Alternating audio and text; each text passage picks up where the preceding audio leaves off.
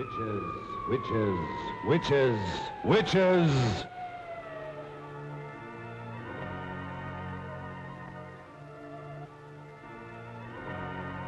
From just beyond the edge of light, from the deeper darkness where no living being has ever walked, comes the terror of those who have given their souls to the devil. This is the story of one such creature. This is the story of a witch. Across the pages of history lurk the ominous shadows of the werewolves, the sorcerers, the witches. Through the ages, man has known the evil that walks in the shadows of the night, and has feared the dark spirits of the unknown. What lies behind these monstrous fears that has chilled the hearts of man since the beginning of time? Do these sinister creatures live only in the superstitious minds of ignorant people? Those who have studied the history of the ages and who know the dark secrets locked in the vaults of time, to them, the word witches brings a trembling fear and a shuddering terror.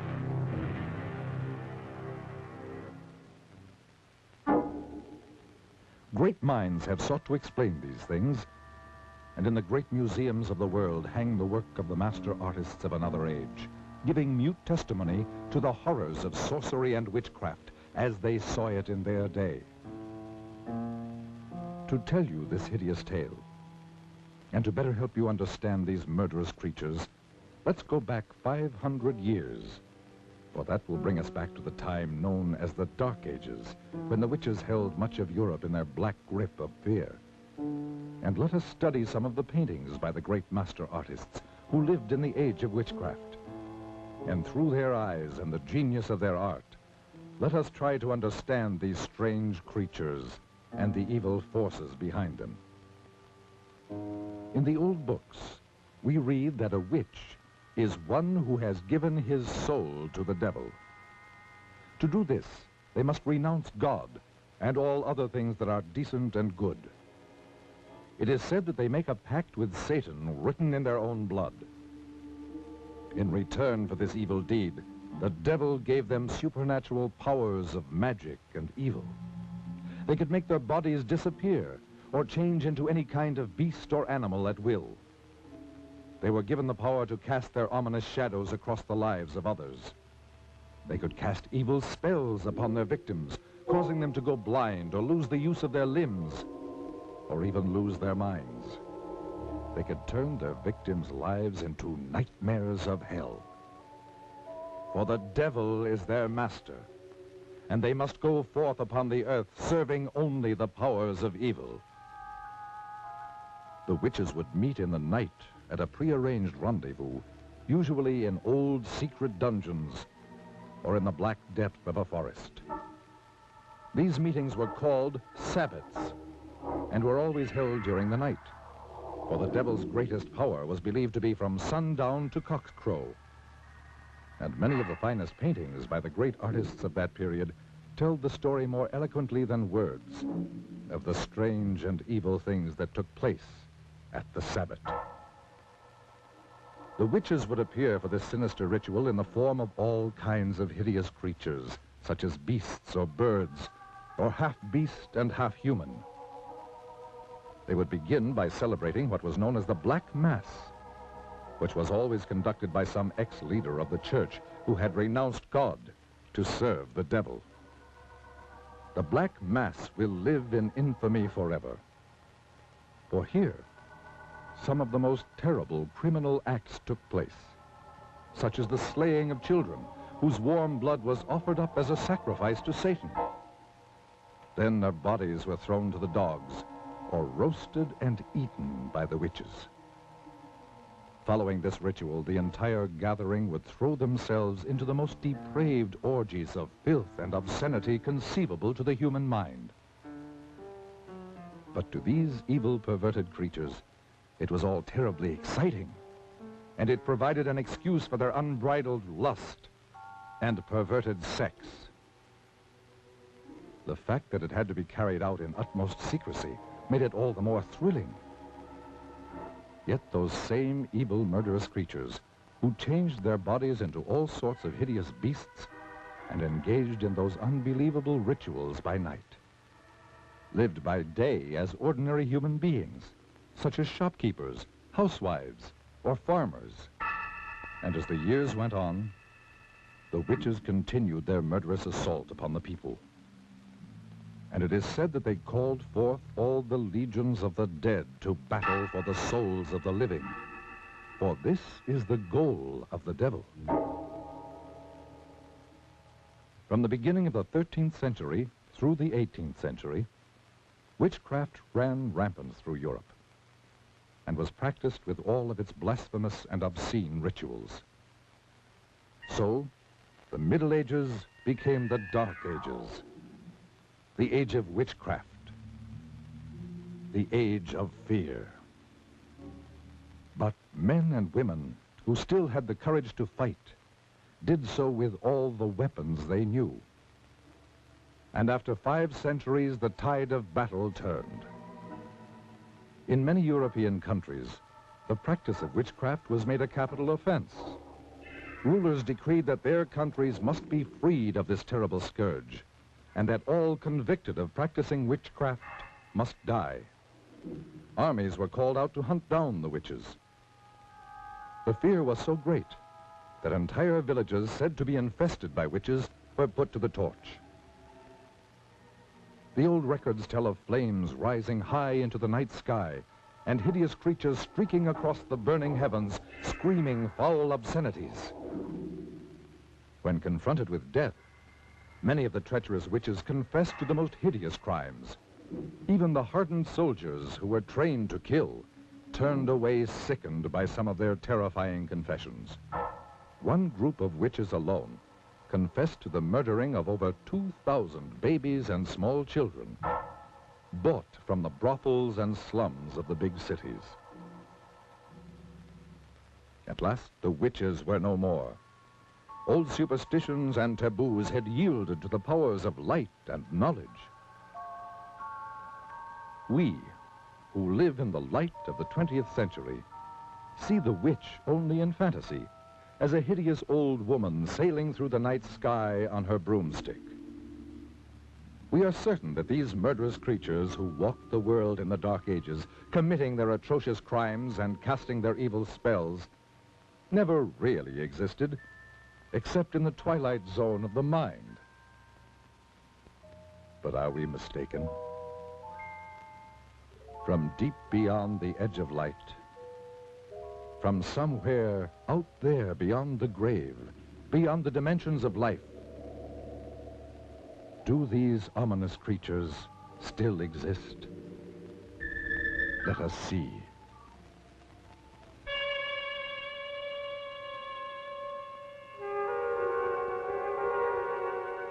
This is the very witching time of night, when churchyards yawn and hell itself gives up contagion to this world.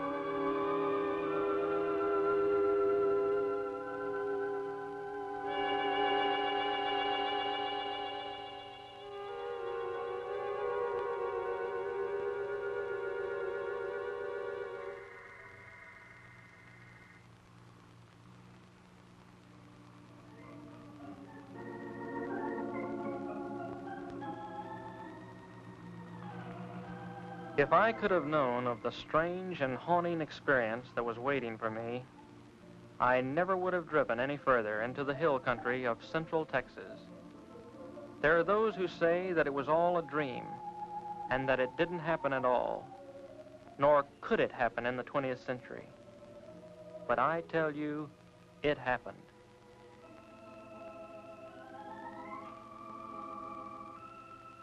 Perhaps you will be able to believe it if I tell you about where it happened and the people who lived there.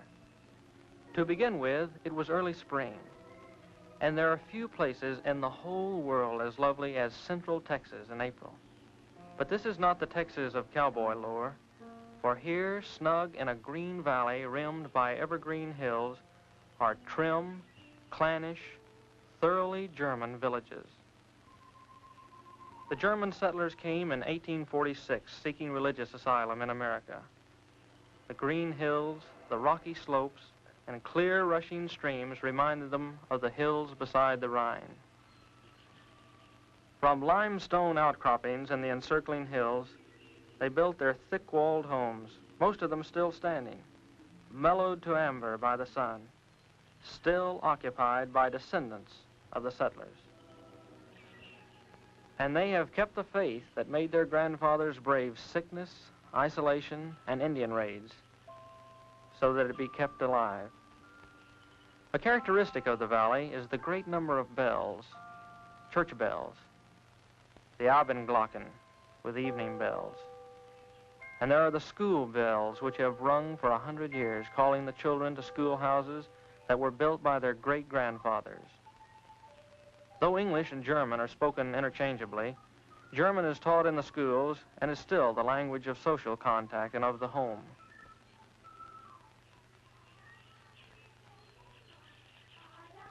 And they sing in German.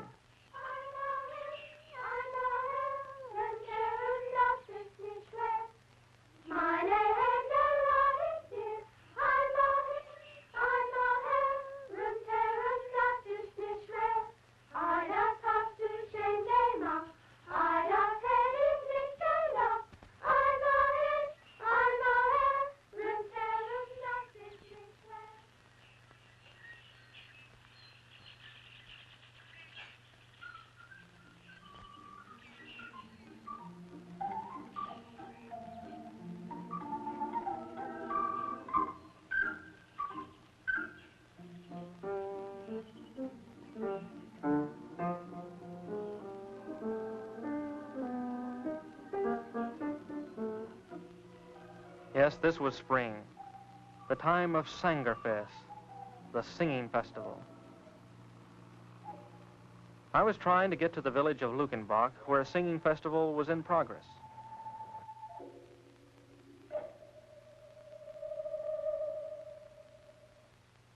You can joke all you want to about how far a sports car can go on a gallon of gas, but when they're out, they'll sit there like any other car.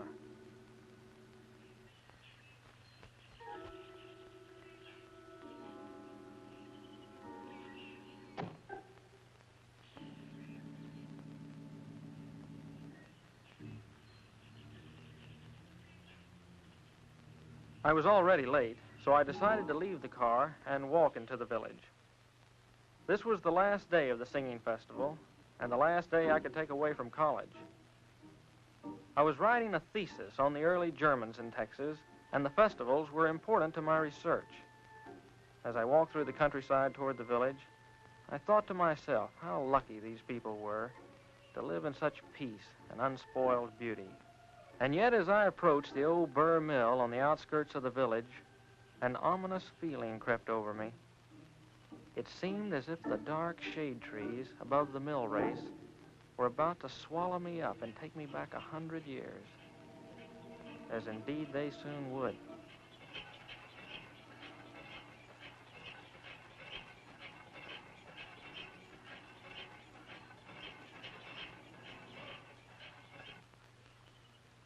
Hello there.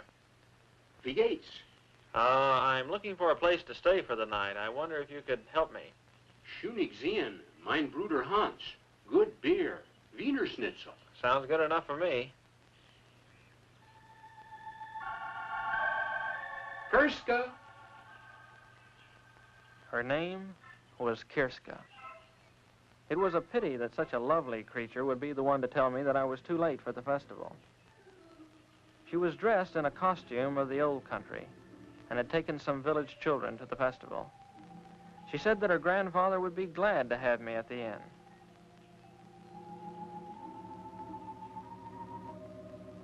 As we turned to go, I couldn't help thinking that the old miller could help me in my search, so I turned to him. He seemed pleasant enough as I asked him if he could help me. But when I mentioned the words superstitions and witchcraft, he simply turned and continued with his grinding.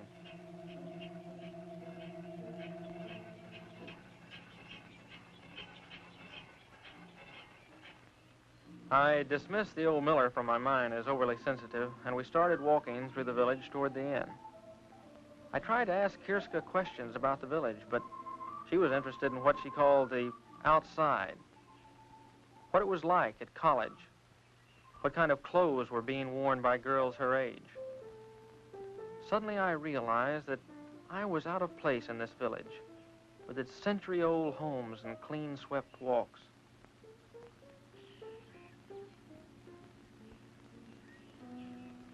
But as we approached the inn, her mood changed. It was as if she wanted to help me, but couldn't find words to explain how. You must be careful. The old ones do not like to speak of the spirits and the hex. And your grandfather? Grandpapa will be glad to have you in our house. He will talk of anything you wish, and much of what you don't.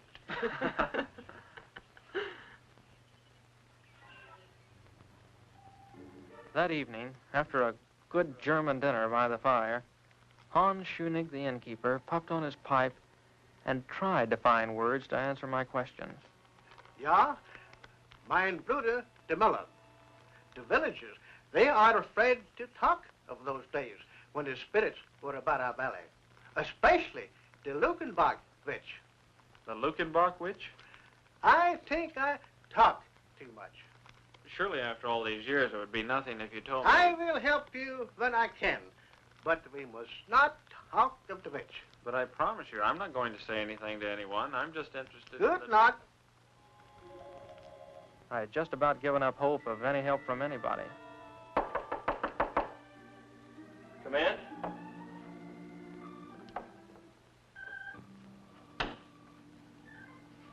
This water is fresh from the well. Thank you. Oh, do you have to go? I mean, well, I'm not having too much luck with the others, and I thought someone younger might be able to help. Someone like you. More help? With my thesis. I'm doing research for a thesis. They want to help you. If they could be sure it was the German immigration you were writing about. But, okay, so it's not just about the immigration story. So it's also about customs and legends and strange oddities that we're hereabouts. And witchcraft? Listen, I didn't say anything You about can be honest with me. All right, so I'm interested in witchcraft and sorcery in the old colony. What's the harm in that? The old folks do not take these things lightly. I didn't mean to upset your folks the way I did. But what can be the harm in a guy researching something that happened over 100 years ago? You would have to live here to know us, to understand these things. You're what we call friender. You're from the outside. They don't trust you. Are they trying to hide something? Don't you? Why are you so interested? It's just an academic hobby with me. I know there's a lot of talk about witches and warlocks and stuff like that, and a lot of people actually believe it. But I've done a lot of research on witchcraft, and I actually believe it can be boiled down to a simple mathematical and economic formula. How do you mean? Look, in any history book, in any age where there was widespread famine, sickness, want, you find an outbreak of women being denounced as witches. In the late Middle Ages, thousands of people were executed in Europe and England. In Massachusetts, 20 witches were put to death. All of these were times of widespread disease and hunger. But when your people first settled in this country, they had not only disease and hunger to contend with, they had the Comanche Indian raids as well. Little wonder, then, that the ugly word witchcraft was heard in the new colony. But what pleasure can you get from studying about all this? To better understand the witch hunts we have today. Witch hunts? You would think that after the delusions of New England and early Texas, the urge to hunt witches would have disappeared from the Western world, but nothing of the kind. The medieval idea of witchcraft was replaced with things like race and nationality. What can I do to help? Your grandfather mentioned the Lukenbach witch, but caught himself when I tried to find out more about her. Now, I've heard of this case before. Can you tell me something about her? There was a woman called the Lukenbach witch. My grandfather and granduncle will not talk of it because it was their grandfather, Schoenig, who denounced her. The settler that built this inn? Yes. In this very room.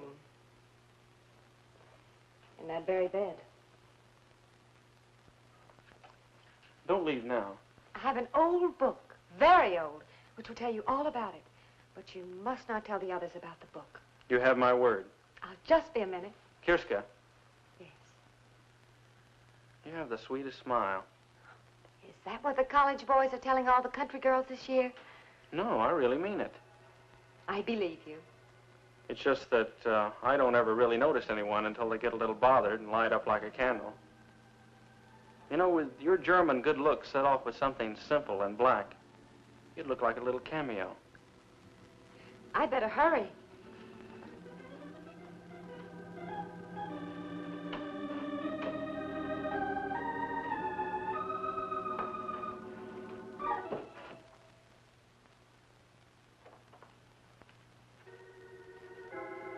As I finished my packing, I actually felt that my luck was changing for the better. Just how much better, I couldn't describe. You'd have to see her.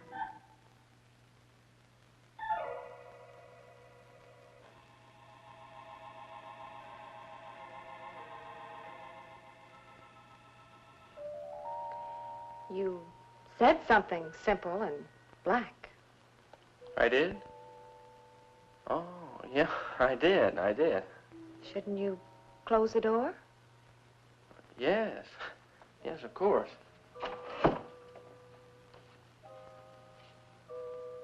I'm not sure I've got you figured. Because I asked you to close the door? Well, yeah, that and And you wouldn't want Grandfather to know we were alone? No, I wouldn't. Oh, you didn't think I wanted to be alone with you? No. Well, to tell the truth, I'm not sure what I thought at the moment. I'll tell you. You didn't think little country girls ever thought of being alone and things and life.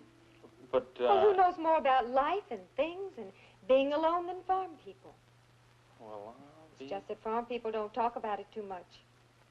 Too much talk ruins it. I'll be... I'd better give you your book now and go. Because after giving you your book, I have no reason to stay. Except on one condition. And that wouldn't be fair to you.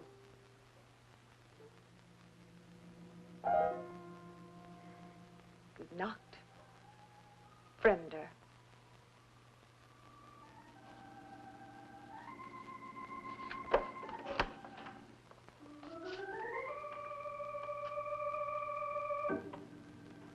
Well, I'll be damned.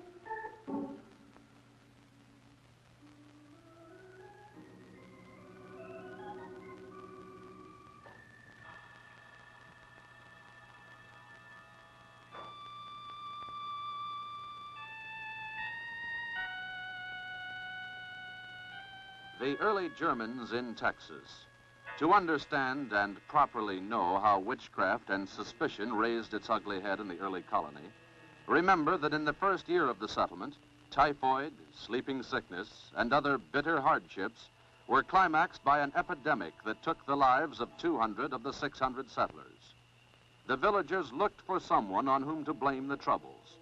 What better subject than the widow who walked by moonlight? The widow who was too aloof to speak to the women of the village. The widow who caused the whispers about a clandestine affair with the innkeeper Schoenig. The widow witch, they called her. Witch? It must be remembered that this was a time when a man of power could conveniently denounce as a witch any woman discovered with him in his bed. Such a man was Otto Scheunig. Yeah.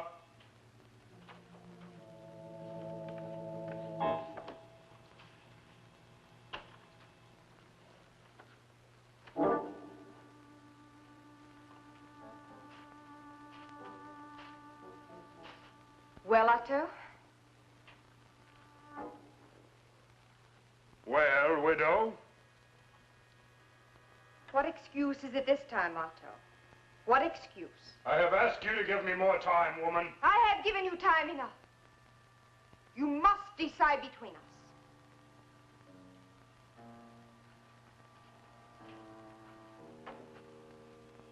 I cannot break charity with my woman while she is infirm. The villagers are talking. I hear their mouthing when I pass their doors. What are they saying, widow? They're saying that I have taken the bed of an invalid wife. They're blaming me for their miseries. The curdling of milk and the spoiling of butter. They say it is the curse of the widow witch. My washerwoman tells me that on Sunday last, the preacher read from the Old Testament. "Thou shalt not suffer a witch to live." You must take me away from all this. I cannot break charity with my woman while she is infirmed. You have broken charity with me? What am I? A chattel to be used when convenient? To function where your wife cannot? To lie with, but not to marry? Quiet, woman. Keep your tongue. I'll not be silent. For I fear this talk of witches was born with you. Is it you who have woven this web of spectral evidence about me? Is it you who have called me a witch? Oh, your face belies you, Otto. Would you have me burned?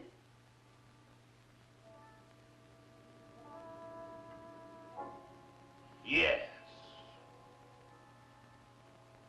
Yes. Witches are for burning. No! No! Stop your shouting, woman. Let her hear me. Let all hear me. You belie me. Here now. The elders are here to learn how you cast your demoniac spell over this house. No! No, you lie! I have told them how you cast your spell over my wife to make her invalid. She is in league with the devil. The widow is a witch. That same night, under cover of darkness, they took the widow to the graveyard. There are those who said that she waited proudly without fear, and that she whispered over and over, Tot au alle Schönigs, death to all Schönigs. I will return. And with the self-same spire, I will kill all who bear the name of Schönig. How convenient for Otto Schönig that there could be no trial. Death would be by post oak spire. They buried her not 100 yards from where she had lain with the cruel and deceptive Otto Schönig.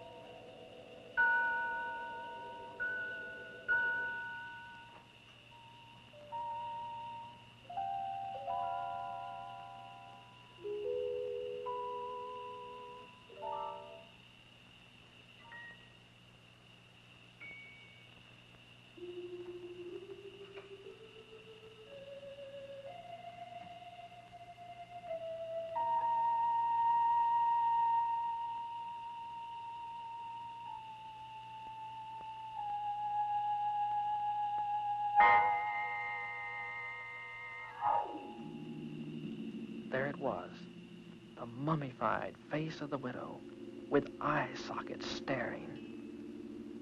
And among the crumbling bones, the stake, now petrified stone. What a prize.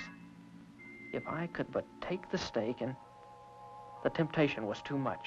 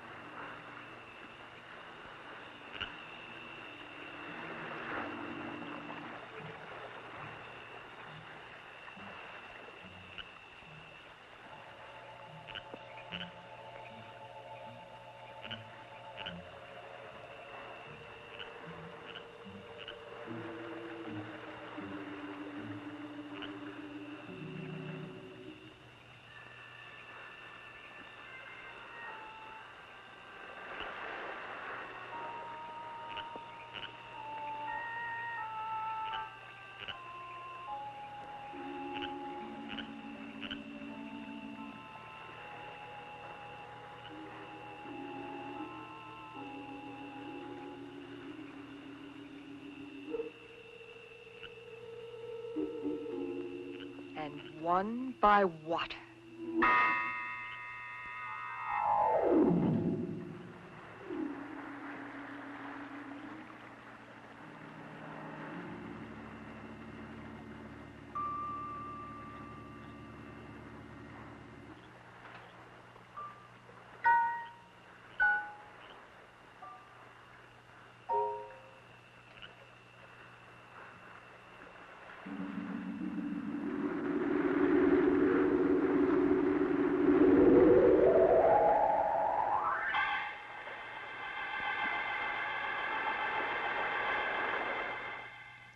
The next morning, the elders came to the inn.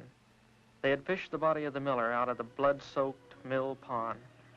There was no question of what had happened, for they had also discovered the empty grave of the witch. I tried to speak up, but words wouldn't form in my mouth.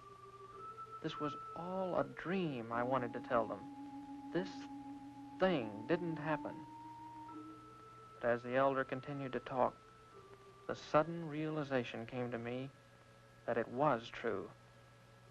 I had uncovered a grave of a witch, and now, after 100 years, she had returned to avenge herself.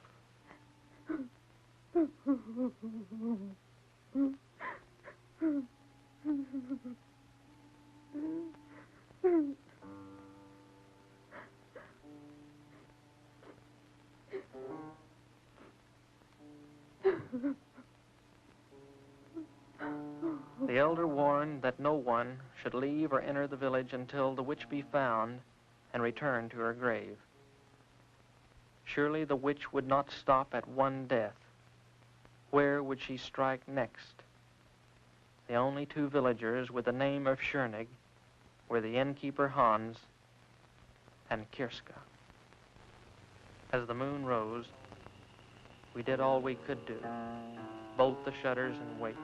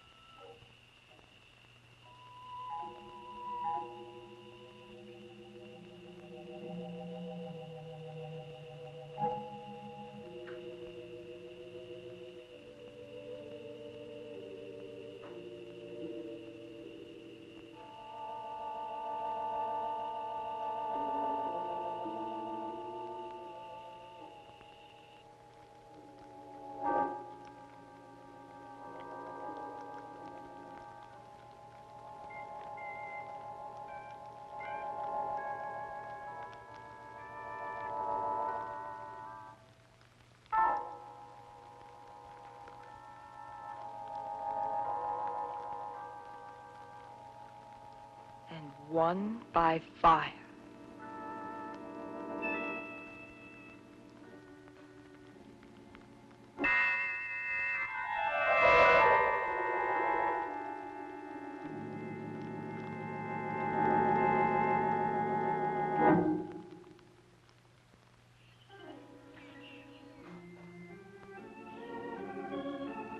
I was the guilty party. Just as surely as if I had held the stake, I had killed them.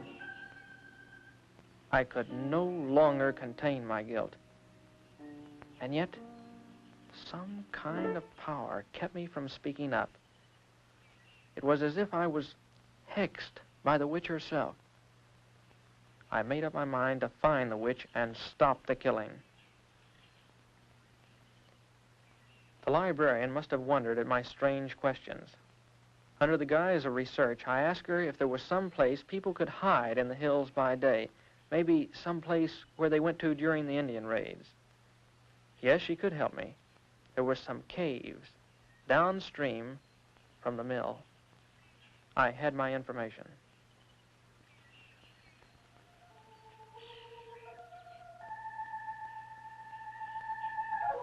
And so that night, as the moon bathed the hills with light, I crossed the mill race and headed toward the caves downstream.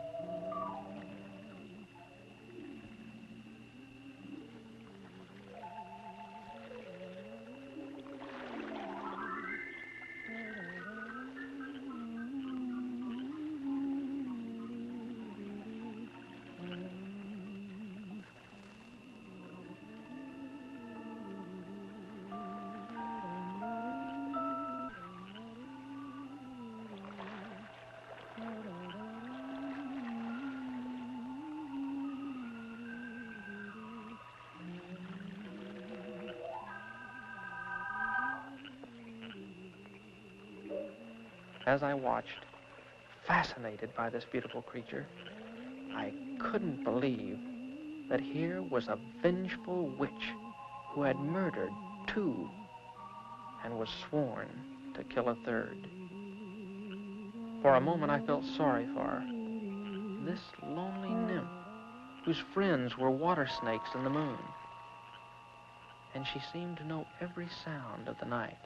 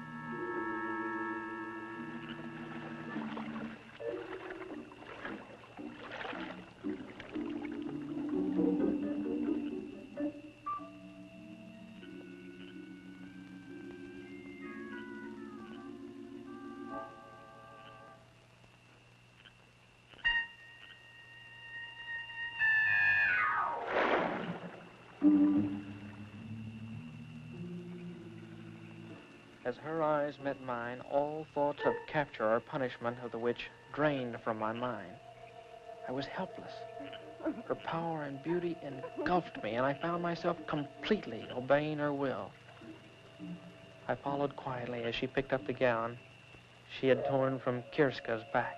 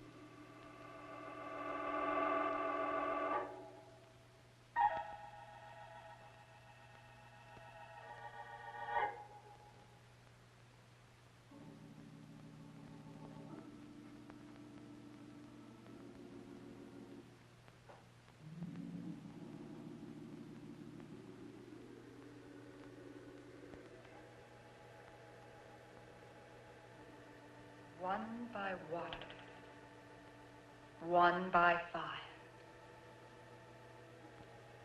but all shall die by the self-same spire.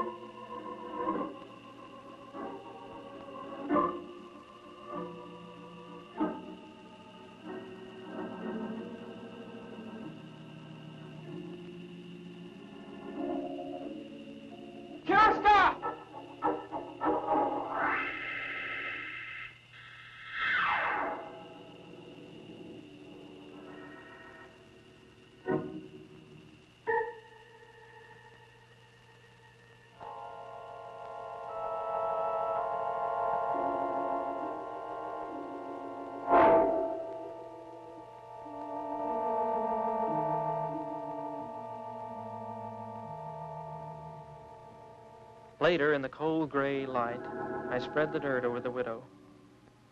My feelings were mixed. Here was a woman who had taken 2 lives. Yet she had been denounced maliciously and killed by the same stake. Was she witch or wronged widow? It is not for me to say.